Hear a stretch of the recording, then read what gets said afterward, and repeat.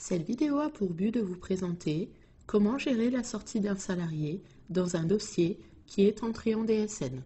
Dans un premier temps, nous verrons comment renseigner la sortie dans la fiche du salarié et comment vérifier que le paramétrage du motif de sortie utilisé est correct pour pouvoir faire les diverses déclarations.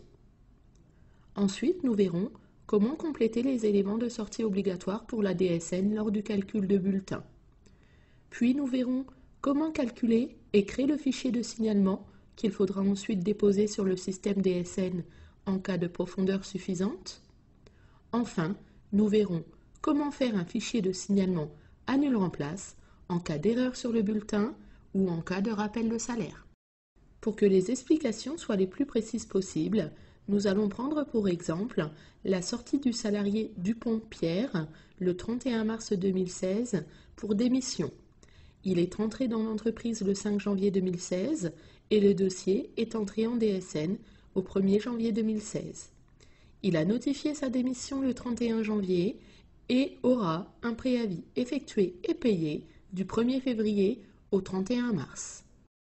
Dans un premier temps, nous allons voir comment renseigner la sortie dans la fiche du salarié. Pour ce faire, nous allons en Salaire, Sortie, Sortie d'un salarié.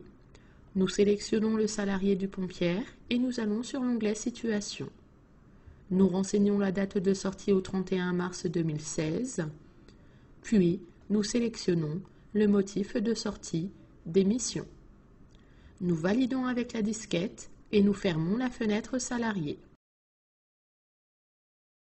Pour rappel, pour créer un motif de sortie ou pour vérifier que le paramétrage du motif de sortie utilisé est juste, il faut aller en Paramètres, Paramétrage, Motif entrée-sortie.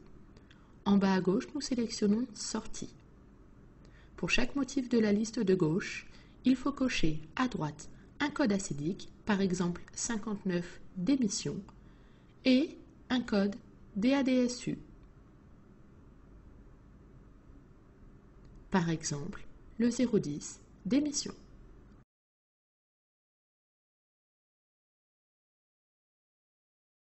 Il convient maintenant de calculer le bulletin de sortie du salarié.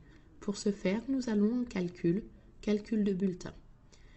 Nous allons en Bulletin. Bien entendu, il faudra saisir toutes les variables de paye liées à la sortie en valeur mensuelle. Une fois que le bulletin est fini, nous allons en DSN, Fin de contrat.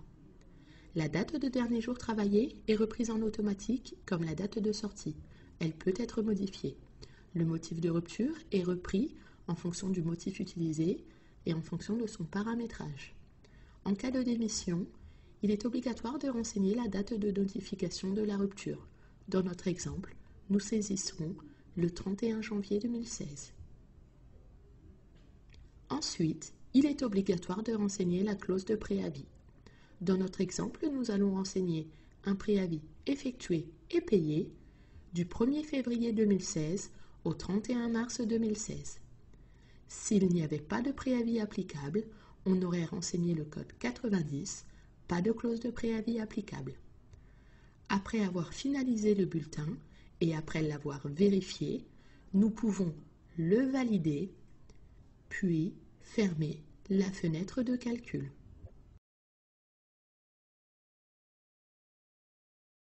Maintenant que le bulletin de sortie a été réalisé, il faut préparer, générer et déposer le signalement de fin de contrat. Faire cette déclaration vous permettra de récupérer l'attestation employeur rematérialisée à remettre au salarié avec son certificat de travail et son solde de tout compte. Pour rappel, en cas de sortie d'un salarié, quel que soit le mois d'entrée du dossier en DSN, le fichier de signalement de fin de contrat doit forcément être préparé et généré sur l'ordinateur.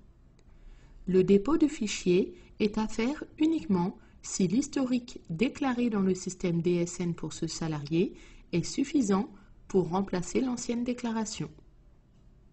Pour calculer le signalement de fin de contrat, nous allons en Déclaration, DSN, Signalement, Signalement.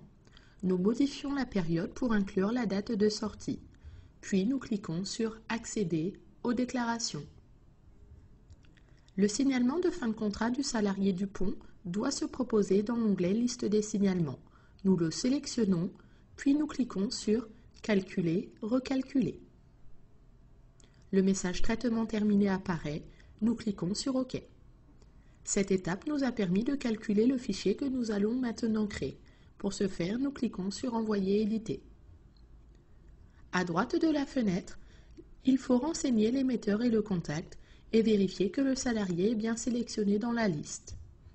À gauche, nous cliquons sur « Aperçu », ce qui nous permet de vérifier que les éléments transmis dans le fichier sont corrects. Nous fermons par la porte.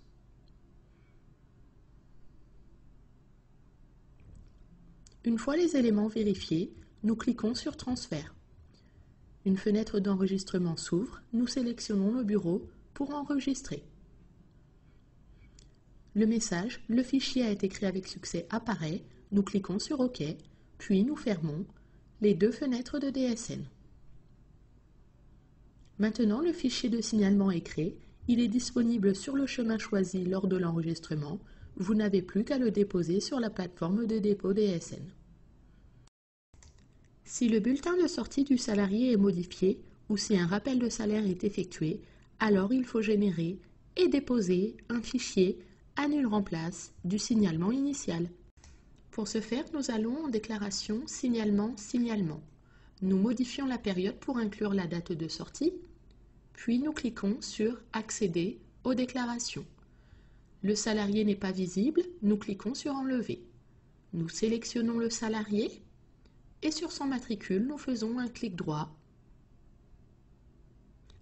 Annuler, remplacer le signalement.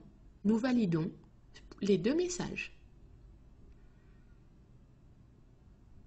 Nous cliquons ensuite sur Envoyer, éditer.